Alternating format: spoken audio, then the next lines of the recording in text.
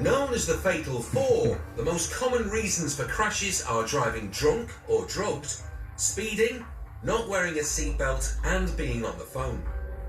Drug driving is highest amongst young people, something the interceptors see all too often. It just upsets me that people think that, you know, I can have a joint and get away with driving. Drug driving, it's ridiculous, the amount of hits that we're getting back. But people just think they'll be fine, but it stays in the system for a decent amount of time, and it's catching people out. It's a Tuesday afternoon, and single-crewed Ben is back out on a shift in his favourite car, the unmarked Skoda. It's perfect for catching dodgy drivers, but his most effective weapon are his eagle eyes. We'll have a chat with him on his phone. He's just decided to try and cut the junction off, and he's on his phone. We'll have a little chat with him, show him the error of his ways. And this distracted driver on his mobile could be slapped 6 points and a fine of 200 quid. Blast of the Blues reveals Ben's true identity. And the beamer pulls over, allowing the passenger to make a quick exit. And that's my first question, why has he jumped out? No, Mary, alright? Alright. Your car? Yeah. Who's your mate that's walking off? But before he gets to the bottom of why the driver's mate has scarpered, Ben's nose starts twitching. Mate, I can smell cannabis in the car. Is there anything in the car that you know about? There's no in the car, mate, no. Right, jump out, mate. You can just come take a sit back in my car while we've got a drug test you as well. Alright. When was the last time you had it? About 4 hours ago. Right. Yeah. Cannabis can stay in a person's system for up to a month, so to see if the driver's over the limit, Ben breaks out a drug wipe. All I need you to do, I'm going to swab this round your mouth. 5 hours ago, mate. I know, but it still could be in your system. Lean yourself forward, open your mouth. Beautiful. Press it on there. Probably. Ben knows that one offence can lead to another, so as he waits for the drug wipe, he does some more digging. It's not shooting you though, is it?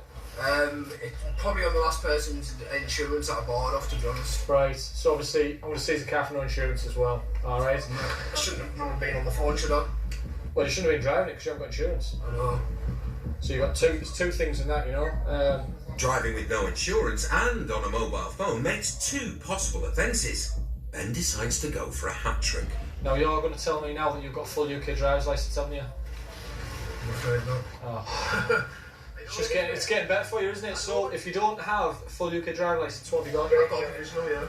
You probably wouldn't even have pulled me if you didn't see me on the phone, would you? No. Staggeringly, nearly 60% of drivers under the age of 25 who were tested failed a drug wipe, cannabis being the most popular drug amongst young people.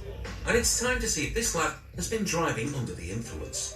A weakened line on the top on the cannabis, okay, that's more than enough for me to suspect that you've been driving whilst unfit through drugs, alright?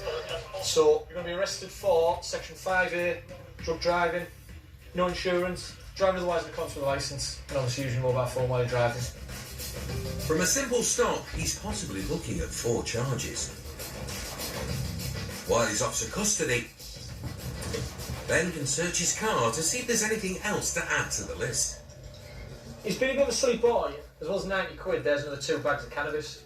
So, he'll get further arrested for possession of cannabis. In total, the lad was charged with drug driving, using a mobile phone, driving with no licence or insurance, and possession of cannabis. The case is ongoing. I pretty much guarantee we could go looking for him again tomorrow and find him in another car. Because no matter how many times we stop him, they're still going to keep going and going and going. Coming up, Ben's instinct proves bang on, as just days later, fellow interceptors catch up with the same lad.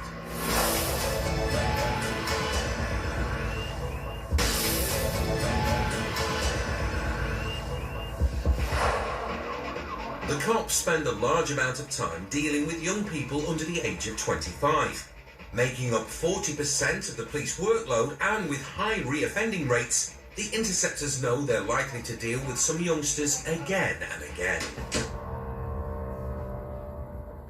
It's mid-shift for Paul Mustard Faulkner, who's bumped into a certain someone at the Nick. It's Mrs. Faulkner, who's on duty as a response cop. But the marital catch-up is about to come to a sudden end. It's rush hour in Stockton. and fellow interceptors Lee Wilson and Dave Marlowe are following a Golf in their marked X5. Before they can pull him over for a chat, the driver takes off and barrels through a red light. With the pursuit close by, there's no time for a long farewell, and Paul needs to get there quickly as the Golf driver is taking more chances as he heads towards the busy town centre. Booting it at high speed in a desperate attempt to evade the interceptors, the driver is putting other road users at real risk, even shoving his way through the rush hour traffic. Foolishly taking on a lorry, his reckless driving comes to an abrupt halt. Ditching the car and still trying to flee the cops, he scarpers towards the town centre. But the lad's two legs can't outrun an interceptor's four wheels.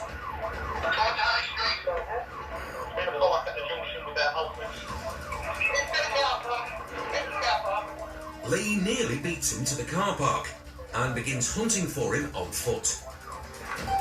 Okay, I'm in the high street, keep going. Turning off this grey t-shirt.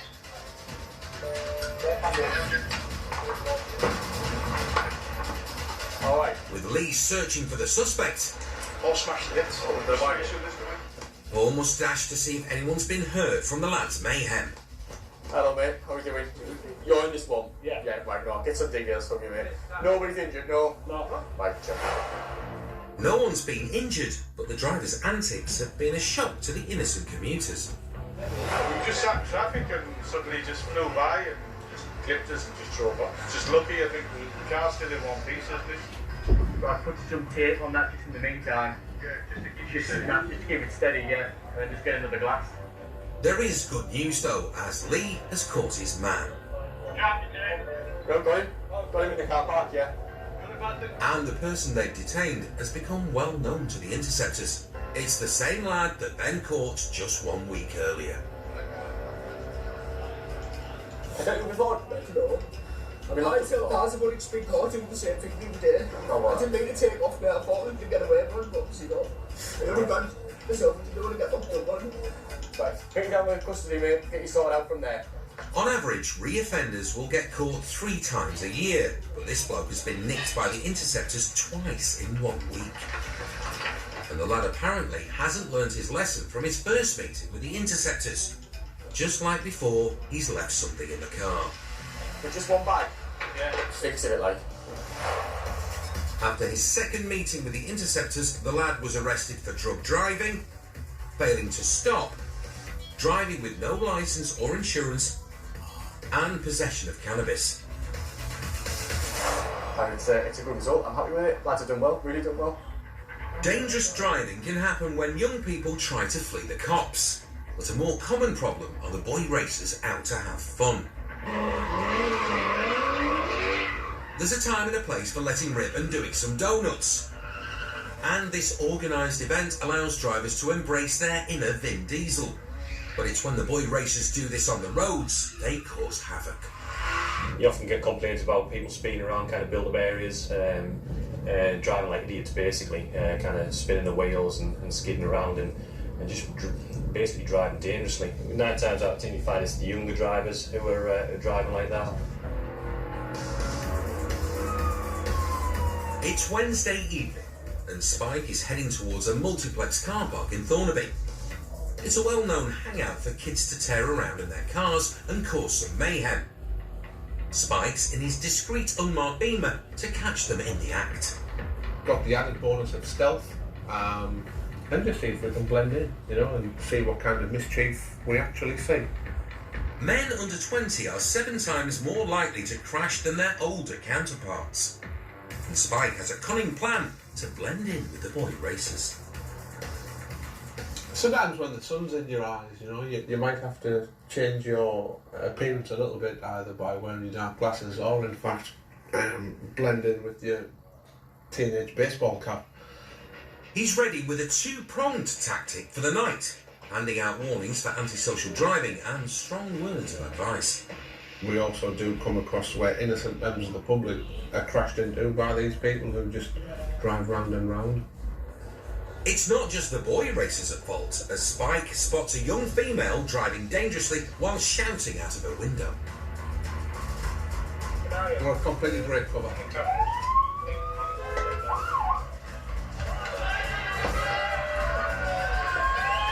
Switch it off. Switch it off now. This is the second time that I've seen you driving ridiculously tonight. I didn't mean. You nearly crashed into me earlier. I've not slipped my foot. That's careless driving, and you nearly crashed into somebody over there while you were swearing, shouting out the window. I didn't shout. Unacceptable. The biggest killer of under 25s in the country is people like you. Come and sit in the back. But it's not just the inconsiderate drivers Spike has to deal with. People, please move away from these people's car. Please. Back off. I don't care. Go that way. Move out the way at the back. Move out the way. The young woman is given a Section 59 notice, the vehicle equivalent of an ASBO. It's one of the Interceptor's methods to deter people from being reckless behind the wheel. Make this your one and only time of driving like an idiot, then nothing else happens. If you drive like an idiot ever again in the next 12 months, we'll take your car off you.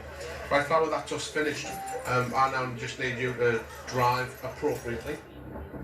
Warning given, Spike's cover is blown, so he slips out of sight. Put your lights on.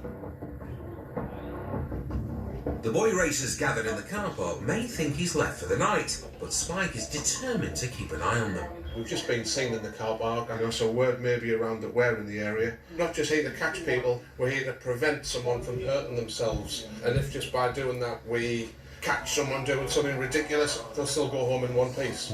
We're good to go.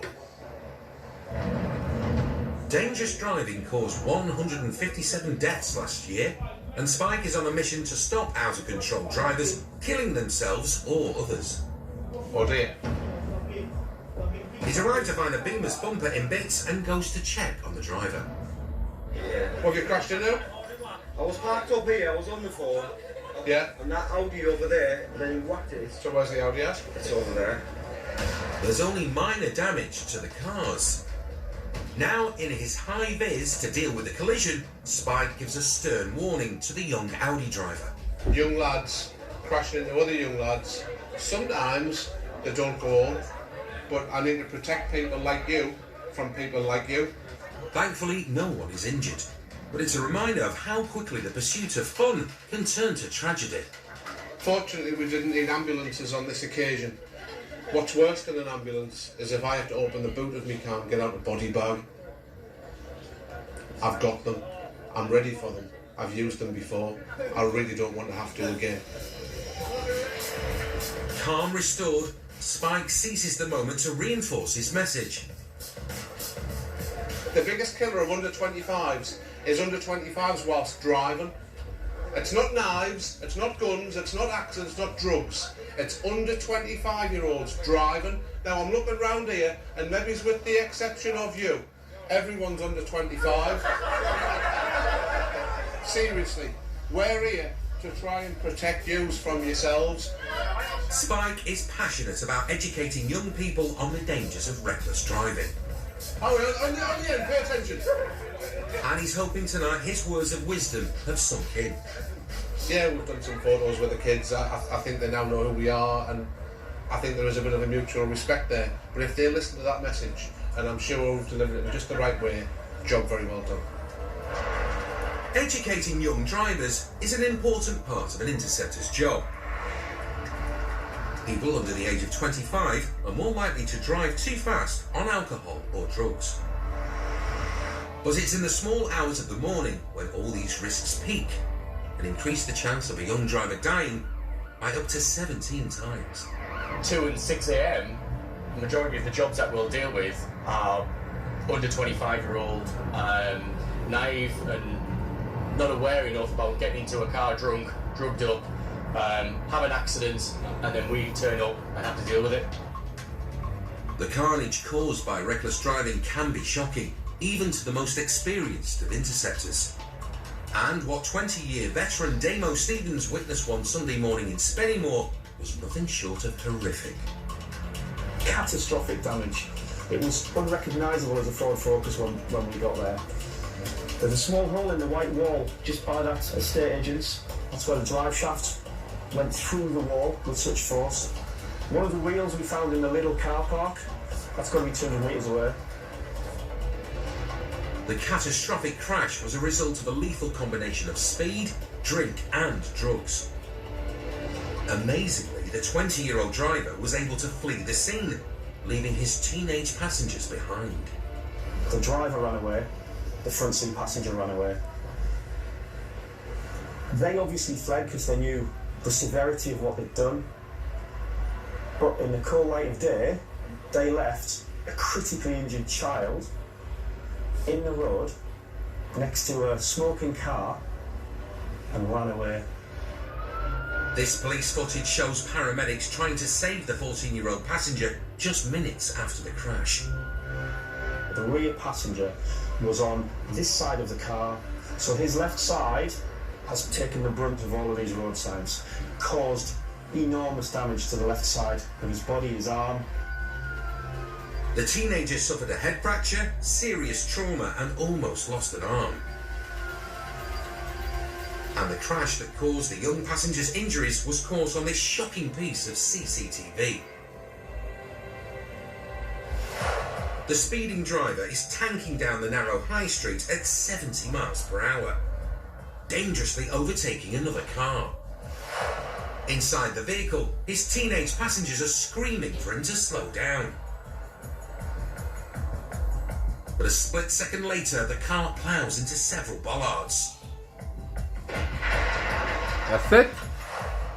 Before smashing through a bus stop. Crucially, Damon tracked down and arrested the dangerous driver in under an hour. We wanted to know what was in his system when he crashed that car. We provided a positive breath sample. He was twice the drink drive limit. He also provided a blood sample, which we sent off for analysis, and cocaine was in his system. Being drunk at the wheel means you are 50 times more likely to be in a fatal car crash. Add drugs to the mix and it's a near-lethal combination for young drivers. The 20-year-old pleaded guilty to causing serious injury by dangerous driving and driving under the influence of drink and drugs. He was banned from driving for 4 years and sentenced to 32 months in a young offenders institute. The teenage passenger is recovering from his injuries. Still to come, a drunk driver goes off-road, putting lives in danger.